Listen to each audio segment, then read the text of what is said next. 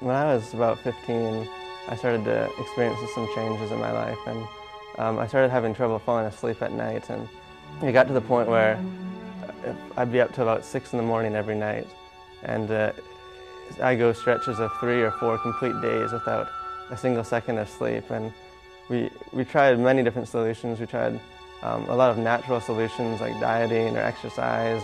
We tried sleeping pills and every kind of sleeping pill you can imagine, but none of them had any impact to me, and my sleep was still getting worse. We checked into a professional sleep clinic finally as kind of our last resort.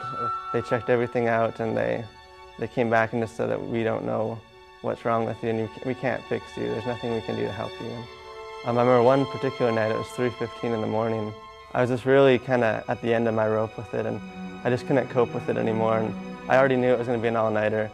And I just felt so down and depressed that I fell on my knees and I started to cry, and I just called out to God and said, "God, where are you? Why are you letting this happen to me? What's your purpose? I know you love me and I trust you, but I just can't see you in this pain right now, and I need you to reveal yourself to me in some way." I didn't have to wait long for my answer, and it was a few days later. I was just checking the mailbox, and I found an envelope addressed to me, and it was addressed to me from my friend Kelly.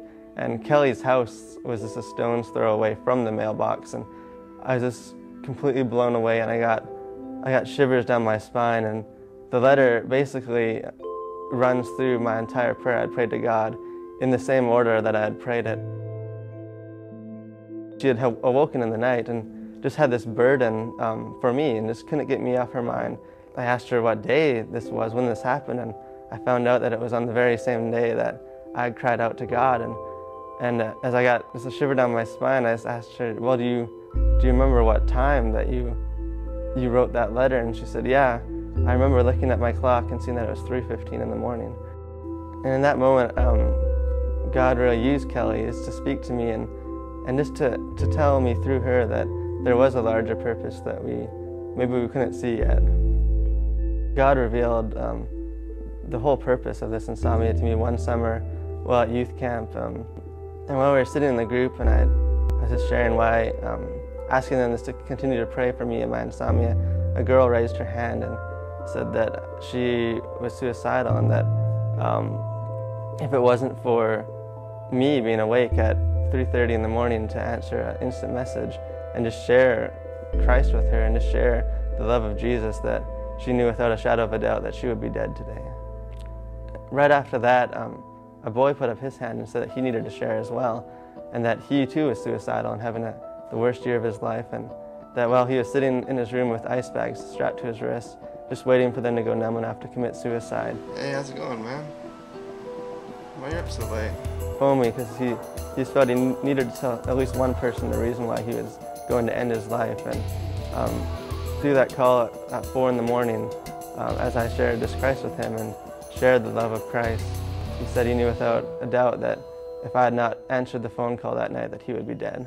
And I believe 100% that God knew that it was just going to be an especially tough summer in our town and in our youth group, and he needed someone to be awake when the pastors and when the youth pastors and parents weren't, to reach out to those kids. And it's amazing that I don't think I'll ever know the extent that God used that. I continually hear people that will share with me even now, even recently, of how my insomnia impacted their life. And it was amazing that after that summer, even though we did nothing different, didn't try any new medication or anything, my sleep slowly got better, and today I sleep fine at night, and I don't have insomnia.